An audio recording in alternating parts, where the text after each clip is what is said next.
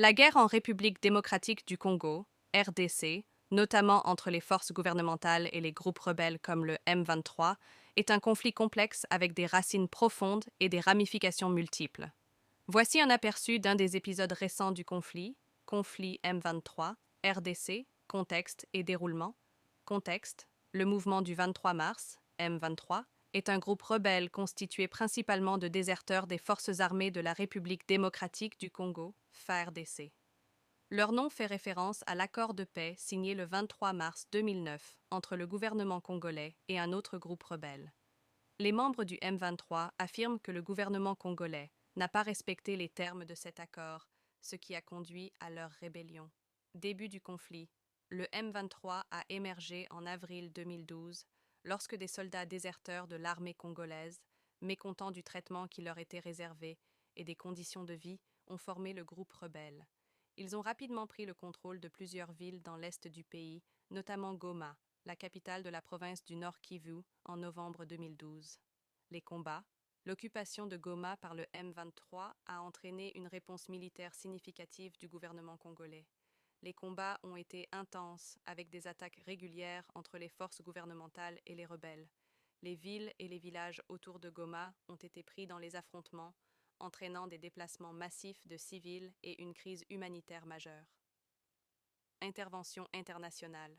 La situation en RDC a attiré l'attention internationale. La mission de l'Organisation des Nations Unies pour la stabilisation en République démocratique du Congo, MONUSCO, a été impliquée dans les efforts de stabilisation. En 2013, la MONUSCO a renforcé ses efforts pour soutenir les FARDC et a mis en place une brigade d'intervention spéciale pour lutter contre les groupes armés. Accord et retraite. Sous la pression militaire et diplomatique, le M23 a annoncé la fin de ses opérations en novembre 2013. Un accord de paix a été signé permettant au groupe de se retirer des territoires qu'il contrôlait.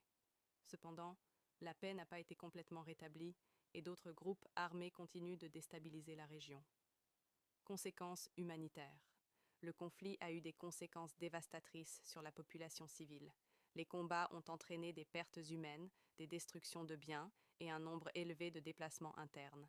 Les infrastructures de base ont été gravement endommagées et des milliers de personnes ont eu besoin d'une aide humanitaire urgente.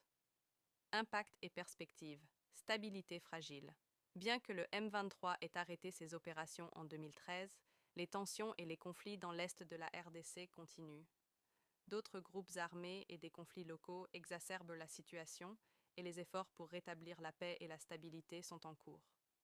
Réconciliation et reconstruction. Le processus de réconciliation et de reconstruction est complexe et nécessite des efforts soutenus de la part du gouvernement congolais, des organisations internationales et des acteurs locaux pour assurer une paix durable et améliorer les conditions de vie des populations touchées par le conflit. Ce conflit est un exemple parmi d'autres des défis auxquels la RDC est confrontée. La situation reste fluide et sujette à des évolutions constantes, nécessitant une vigilance continue de la part de la communauté internationale et des efforts persistants pour trouver des solutions durables.